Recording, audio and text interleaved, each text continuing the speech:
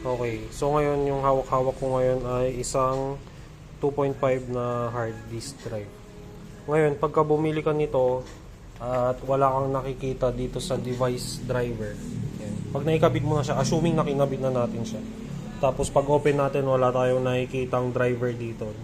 Local disk C or D.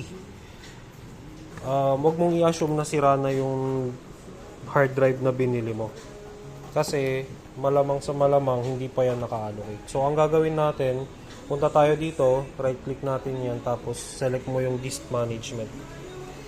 Click mo lang yon, antayin mo lumabas yung disk management. Tapos yan yung magpapakita sa'yo.